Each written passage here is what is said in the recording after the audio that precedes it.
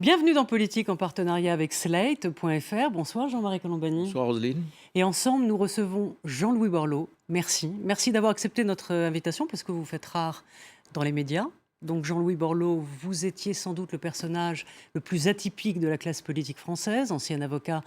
Vous lancez en 89 à l'assaut, d'une ancienne cité minière valencienne dont vous faites un modèle de rénovation urbaine. Puis vous entrez dans le grand bain en devenant ministre de la Ville, de l'Emploi, puis de l'Économie brièvement.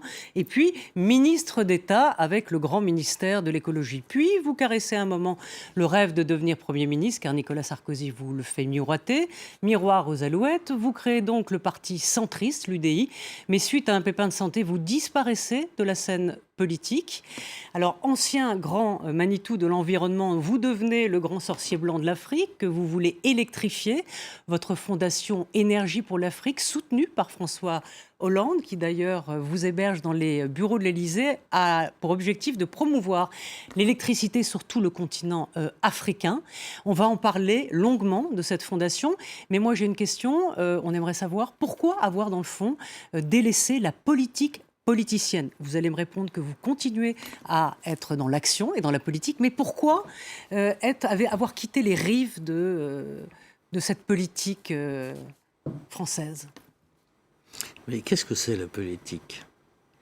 À part une idée très étrange, à la fois généreuse et un peu folle, de contribuer à changer le déterminisme social, à changer le destin des choses. Trouver que du gâchis, c'est pas supportable, et si vous êtes en pleine forme, et que vous pouvez contribuer à ça, vous le faites. Alors vous pouvez le faire dans une association, vous pouvez le faire dans une ville, Valenciennes, ça a été une passion. Vous pouvez le faire dans un ministère, vous pouvez le faire dans une fondation, dans une discussion avec l'Afrique et les Européens pour cette anomalie hallucinante de l'humanité qui est un continent où 25% des mamans ont accès à la lumière et à l'énergie. Tout ça, c'est de l'action publique. Tout ça, c'est de la politique. Je voudrais juste dire un point, justement, petit. Ça fait 2-3 fois que je lis la même chose. Je ne suis pas hébergé dans les locaux de l'Élysée ni à l'hôtel de Marigny. La fondation est libre, autonome, indépendante. Elle regroupe toutes les formations politiques, les syndicats, le patronat. C'est une instance libre. En revanche, il est tout à fait naturel que quand vous voulez débattre d'un grand sujet comme ça, d'informer votre pays, d'avoir le soutien sur un sujet comme celui-là de votre pays. Parce que si vous ne persuadez pas votre pays, c'est assez compliqué d'aller persuader ailleurs. Je le dis parce que je ne veux pas me faire ramener dans des espèces de ragots politiciens. Je m'honore du soutien de toutes les forces politiques. Mais ce n'était pas votre cas, mais je profite de l'occasion. L'Élysée, l'hôtel Marigny, voilà. C'est un peu comme une mairie au niveau national. C'est la maison pour tous. C'est la maison de tous. Absolument, mais d'ailleurs, vous avez votre place. Non, mais j'ai lu dans tel ou tel hebdo des choses. Bon, non, il est clair que, comme toutes les forces politiques, l'Assemblée comme le Sénat, l'opposition comme la majorité, le président de la République soutient cette idée qu'il faut qu'on trouve les moyens très rapides d'aider à l'électrification de l'Afrique, sans quoi l'Afrique est notre plus grande chance, va être notre plus grand drame. Vous savez, les guerres, c'est toujours l'enfant des grands mouvements démographiques et de la géographie. Et là, tout est installé pour un rêve ou un cauchemar. Et ce ne sont pas les images quotidiennes que nous avons qui, malheureusement, disent le contraire. Alors, oui. Allez-y, Roselyne. Je vais vous laisser la parole après, mais juste la première question qui est simple. Donc, vous voulez électrifier le continent africain. Enfin, votre ambition, votre objectif. Le combat. Voilà. Ça va coûter 200 milliards d'euros. Question simple, vous financez comment ? Mais c'est pas, excusez-moi de vous dire, il ne faut pas regarder le problème comme ça. D'accord. Si on vous avait posé la question, faut-il électrifier l'Auvergne, ce qui n'était pas rentable, ou la Corse, ce qui n'était pas rentable, non mais du fait de sa densité, vous m'auriez dit oui, évidemment. Bon. Donc la question est la suivante. Vous avez 25% d'un continent qui a accès à l'électricité. Vous avez des projets absolument partout, des micros, des petits, des solaires, des géothermiques, peu importe, de la biomasse, partout. Vous avez des financements mondiaux, partout. Banque mondiale, Banque européenne d'investissement, Banque Lazare, qui vous voulez. Donc il y a l'argent, il y a les projets.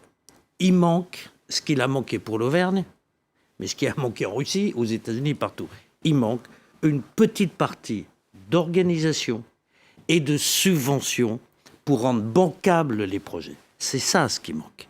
Les projets, ils sont là, ils sont financés à 80%, mais il manque les 15-20%, alors 20 selon certains projets, 10 selon d'autres, et une équipe de haut niveau pour porter tout ça.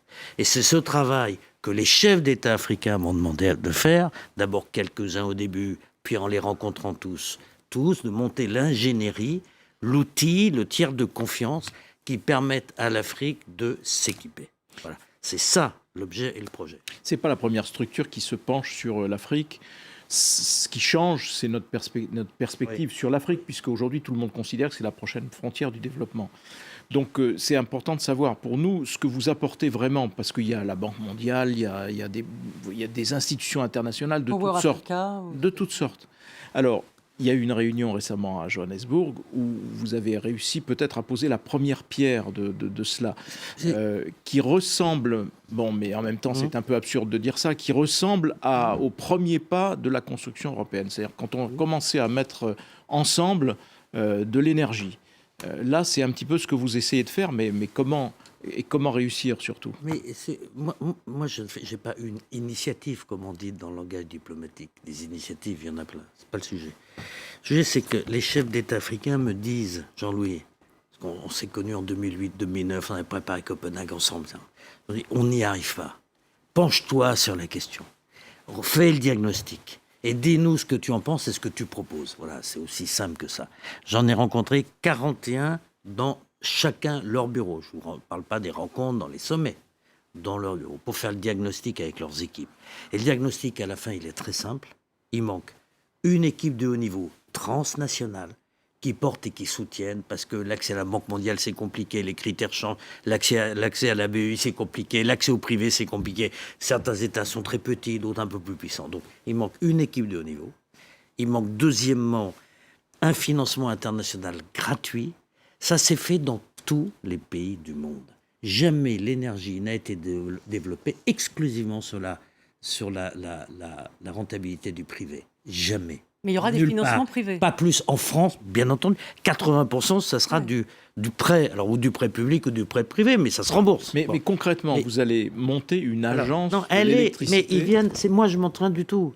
Voilà, sur cette proposition, là, au sommet de l'Union africaine, à l'unanimité, les chefs d'État, sur proposition de Macky Sall comme président du NEPAD, c'est le partenariat africain, a proposé la mise en place de cette agence et la mise en place d'un fonds de 5 milliards par an sous forme de subventions. Maintenant, cette partie... Mais je voudrais d'abord qu'on parle de l'objectif, vous n'en pas, puis après la réponse à l'objectif. Il faut bien avoir en tête qu'un continent qui est dans la situation d'un quart d'accès à la lumière, mais 90% d'accès au portable, c'est ça la grande nouveauté. C'est un continent où la jeunesse sait visuellement qu'il y a un ailleurs avec de la lumière, avec de l'accès à l'eau, avec de l'accès à l'eau potable, avec de l'accès à une maternité la nuit, avec de l'accès à de l'emploi de service, etc.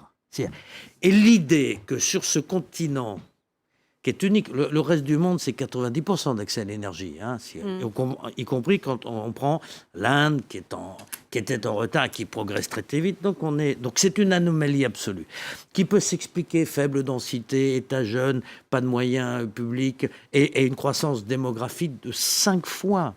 Donc il court toujours après ces infrastructures. Bon. Donc l'idée que ce continent qui fait 5% de croissance avec 25% de l'énergie, c'est un paradoxe tout de même. 80, non mais ça veut dire quoi? Ça veut dire que des zones électrifiées, en général autour des ports capitales, il y a 7-8 régions, elles sont à 15-18% de croissance. Mais le reste à -3, -4. Et vous avez une migration de la jeunesse ou de jeunes adultes vers les points de lumière. Donc une déstabilisation de ce continent inconnu. Il faut bien avoir en tête que le choc démographique est d'une amplitude inconnue dans l'histoire de l'humanité. Sauf que ce choc démographique, il se fait avec un portable dans la poche. Et donc l'information circule. C'est pas une rumeur un ailleurs, c'est visuel. Et donc on assiste sans nous en rendre compte tranquillement à un continent de bouillonnement formidable qui parfois fait des gaps technologiques d'ailleurs plus rapides que les nôtres, et à côté un risque d'obscurantisme lié à cette obscurité qui est d'une gravité extrême. Les mouvements mixtes, c'est-à-dire radicaux, gangstérisme, brigandage, narcotrafiquants, avec des gamins recrutés à $1 la journée, c'est les enfants de cette migration vers la lumière. Et on assiste à ça. Et ceux qui pensent qu'on débat d'un sujet de l'immigration en ce moment doivent réaliser qu'on est face à quelque chose qui va être une submersion si on ne donne pas, nous, le coup de main, nous, les Américains, les Japonais, le coup de main à cette affaire. Mais est-ce qu'il n'y aura pas de rivalité africaine ? C'est-à-dire que, est-ce que d'abord, vous avez pas peur de vous faire instrumentaliser moi, par je certains fais rien chefs du tout. d'État Attendez, moi, je leur donne un coup de main. J'ai fait mon boulot. Ils sont assez grands. Ils vont désigner les leaders de cette agence. Je peux vous donner 4-5 noms exceptionnels, indiscutables dans le monde africain, enfin, dans le monde généralement d'origine africaine, tout à fait capables. Vous avez vu les candidats à la Banque africaine de développement, les 8 candidats exceptionnels, hors normes. Tous les jours, vous les prenez patron de la Banque européenne. Bon, donc il y a des élites, c'est pas un sujet. Le problème, c'est de passer aux actes. Oui. Parce que là, bon, vous avez jeté les bases, vous avez conçu le système, mis sur pied ce que doit être une agence de l'électricité. On connaît l'objectif, donc mettre l'électricité partout. On en connaît les conséquences si elles se produisent. Mais ça va prendre combien de temps? Ça se fait comment? Parce que dans chacun de ces pays ou dans chacune de ces zones, on voit bien il y a des zones qui progressent, qui se structurent, et puis d'autres qui reculent aussi. Et qui recule parce que corruption, guerre, montée du radicalisme aussi, avec une frontière qui est très mouvante de ce point de vue-là, et qui l'exemple de Boko Haram est quand même dans tous les esprits aujourd'hui. Donc comment faire? Comment lever tous ces obstacles? Toutes les difficultés que vous évoquez, qui sont en partie justes selon les endroits et les moments, ne doivent que nous faire redoubler d'engagement, de vitesse d'exécution et de soutien. Car tout ce que vous évoquez, c'est des dangers. Mais les dangers, à la fin de la journée, ça se termine par quoi? Ça se termine par un drame. La question de fond est la suivante. Est-ce que la démographie apporte la lumière ou est-ce que c'est la lumière qui apporte la démocratie? C'est ça la question de fond. Moi, ma conviction, c'est que c'est la lumière qui apporte la démocratie et pas l'inverse. Donc, raison de plus, quelles que soient les difficultés que vous évoquez, raison de plus pour qu'on aide au financement de l'hydroélectricité au Cameroun. Moi, je connais 8 dossiers au Cameroun qu'on peut faire démarrer dans les 18 mois qui viennent. Parce qu'au Cameroun, il y a un État, il y a une administration, il y a quelque chose qui va suivre concrètement sur le terrain. Alors, on va d'autres endroits. Prenez la République du Congo, qui est un immense pays, qui regorge de ressources, qui devrait être un pays aujourd'hui, à ce stade, prospère, avec une population éduquée et prospère, et qui est livré aux aventuriers pour une bonne partie de son territoire. Monsieur, prenons l'exemple du Congo, vous avez raison, de la République démocratique du Congo. Comme ce nom ne l'indique pas. Vous savez, diriger la République démocratique du Congo, c'est plus compliqué que diriger le quartier latin à Paris. Bon. C'est un pays qui a été multiplié par 5 sans énergie. Prenons le cas du Congo. Vous avez un projet magnifique, possible, qui est Inga 3 Bessut. C'est de l'hydroélectricité. Ce projet est évidemment un projet transnational, car un projet de cette nature, c'est l'énergie en République démocratique, au Congo-Brazza, au Gabon, une partie nord de l'Afrique du Sud, une partie du Zimbabwe et une partie de la Namibie. C'est un projet transnational. C'est un projet qui ne peut pas être porté par la seule République démocratique du Congo, car elle n'en a ni l'ingénierie, ni les capacités financières. C'est un projet dont tout le monde sait aujourd'hui, tout le monde connaît le chiffre. Il y a 4 milliards d'honoraires et de commissions, des conseils internationaux depuis 10 ans et programmés pour les 10 ans qui viennent. Je mets de côté le financement un peu facile du consulting international sur le dos de la pauvreté africaine. Je ferme la parenthèse. On sait ce qui manque. Il manque, pour lancer ce projet, 4 milliards de dollars pour un projet qui fait 3 x 4 ou 4 x 4, le canal, les turbines et la distribution. Bien, on le fait pas. Notre intérêt, c'est de le faire. Donc cette agence, elle va porter de manière sous-régionale, comme on dit, c'est-à-dire pour 6 pays, pour la population de ces pays, un tel projet, et elle permettra de fédérer les financements autour, et elle apportera les 3-4 milliards gratuits, indispensable pour aider à se brûler. J'ajoute, puisque on va parler... En placer une. Allez-y, je m'interromps, vous êtes tellement gentil. Mais non, je voulais demander, est-ce que sans paternalisme, vous dites à certains, vous parliez de démocratie, à certains potentats, on va dire africains, ne vous asseyez pas seul sur votre tas d'or, distribuez à votre peuple. Est-ce que vous faites passer le message? Mais je veux dire, moi je travaille pour les mamans, les enfants, Bah oui. la jeunesse africaine. Attendez, Oui, mais Les- ça passe par la politique, ça passe par le politique. non, Ça passe... écoutez, d'abord, Non, je me trompe. moi je suis D'accord, pas, non, mais- je suis pas, la CPI. La Cour pénale internationale. Oui. J'observe d'ailleurs qu'il y a plutôt plus de dirigeants africains que du reste du continent. Serait-ce à dire que c'est une instance particulière? Bon, moi, les leçons, ça va comme ça. Ce qui m'intéresse, c'est l'avenir, parce que c'est notre peau. Ce qu'il faut Oui, vous bien parliez de comprendre. démocratie, Non, non, mais je longtemps, vous dis, c'est- amener de la lumière. Sans lumière, il n'y a pas de démocratie, madame. Quand la République centrafricaine, qui était un peu de notre pays, est à 3% d'accès, 3% de lumière à Bangui. Vous croyez que c'est exclusivement avec les très courageux soldats français qu'on va régler le problème? Non, c'est en relançant le barrage de Bois-Lille, en relançant des systèmes solaires. C'est comme ça qu'on amènera la démocratie. C'est les femmes africaines qui vont redresser l'Afrique. Or, vous savez ce qu'elles font, les femmes africaines? 400 milliards d'heures de marche par Ah oui. an pour aller chercher de l'eau. Voilà, Jean-Louis Borloo, toujours aussi passionné, mais vous restez avec nous. Un flash d'information et on continue à parler cette fois d'émigration et de climat parce que tout se tient.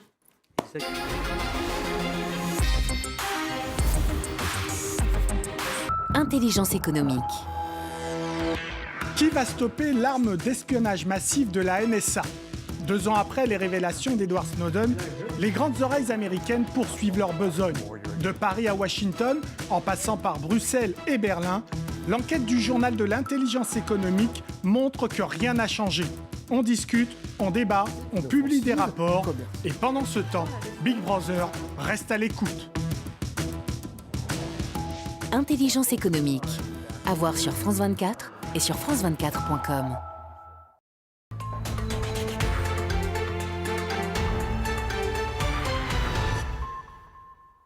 Il est 17h30 à Paris, voici les principaux titres de l'actualité.